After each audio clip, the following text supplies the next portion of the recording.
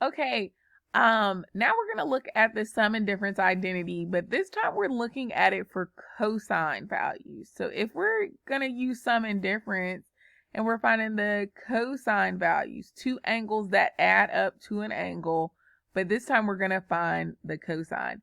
Now, if you look at this cosine equation, notice it's the opposite. Remember I said for sum and difference with sine, sine switches, right? But for cosine, cosine stays exactly the same. So when you're adding these together, you'll have the cosine of angle A times the cosine angle B and minus the sine of angle A times the sine of angle B. So what's going to switch is actually the sign in between. So if you're adding it, you're going to be subtracting the two. And if you're subtracting, you're going to be adding. But notice each side is the same. It doesn't switch like sine. Okay, so that's a quick way to remember them. Now, it says use the calculator to find the value to the nearest thousandths. And they give us the cosine of pi over 6 plus pi over 2. So this time they're giving us the angles in radians. So I have my calculator up right here and I am going to type out these expressions. So let's see. Let me first change my mode. So I'm going to go to my mode. I'm going to take it from degree mode back to radian mode. So make sure you do that. And let's punch this out. The cosine of pi over 6 plus pi over 2. And if we notice that's equal to a negative 0.5, or that is negative 1/2. So I will write that down. It equals negative 0.5. Okay, now the next thing that they want us to do is if we look over here, we're going to use the sum or difference identity from above to find the exact value of the expression, and then we'll use the calculator to approximate the exact value of the expression. Well, if we look over here, this is adding them together, so I am going to use the sum formula for cosine. So I'm going to say, hey, the cosine of, and what I'm going to do is substitute in pi over 6 and pi over 2 for A and B. So the cosine of pi over 6 plus pi over 2 is equal to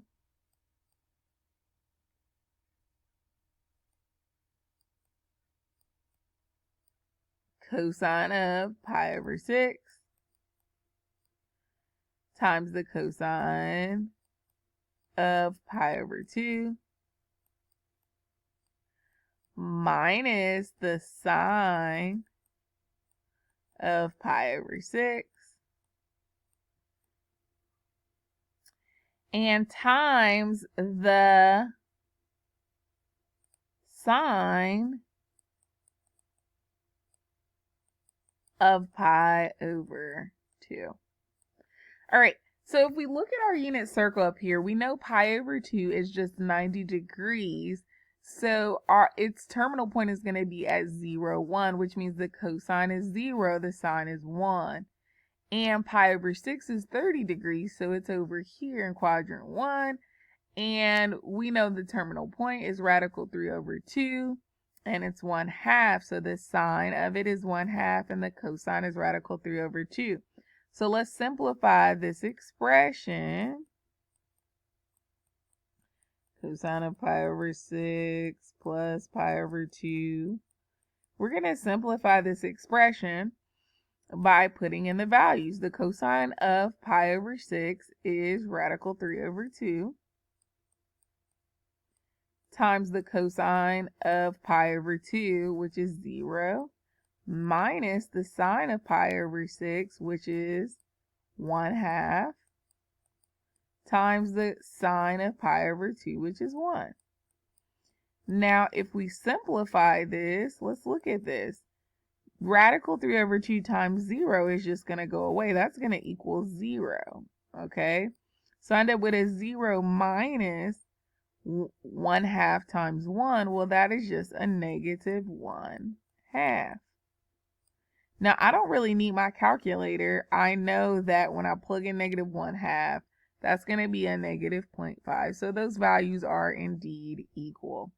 Now, let's go ahead and let's look at this next problem. I want you to pause the video, see if you can plug in and you can solve for this problem.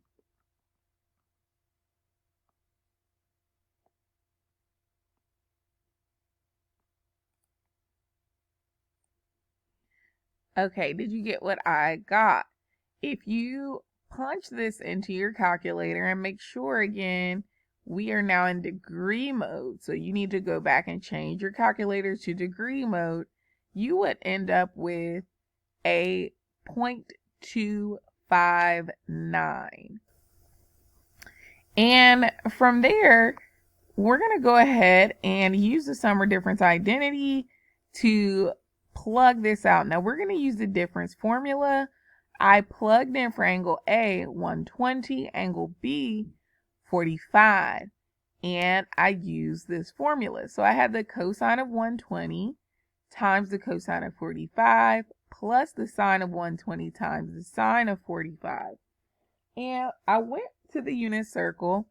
I know 120 is in quadrant 2 and that its reference angle is 60. So that meant that its terminal point would be the exact same values as 60 degrees, except my cosine value is going to be negative, or my x-coordinate will be negative because this falls in quadrant 2. So I know the cosine is negative 1/2, sine is radical 3 over 2. Now for 45 degrees, remember 45 degrees falls right in the middle of quadrant 1. So that's our radical 2 over 2 angle with that terminal point. And so I know the sine and cosine values are both radical 2 over 2. So I just substituted in. I ended up with the cosine of 120 is negative 1/2. Cosine of 45 is radical 2 over 2. Plus sine of 120 is radical 3 over 2. And the sine of 45 is radical 2 over 2. And then all I did was multiply those fractions across. Okay, so negative 1/2 times radical 2 over 2, you're multiplying numerator and denominator across. You would end up with a negative radical 2 over 4. And then over here, the same thing, we're going to multiply across. So you should end up with a radical 6 over 4. And we're adding both those fractions together, and we're happy because they already have a common denominator. So we'll just put the numerators over 4. Now, if you plug this into your calculator, and remember when you're plugging it in your calculator, you want your numerator in parentheses, okay? So you plug this into your calculator, divided by 4, you would end up with 0.259, which is exactly the same as what we plugged in originally. So we know that the sum and difference identity definitely works for cosine. We're going to move on to the next one, and we're going to talk about the sum and difference identity for tangent values.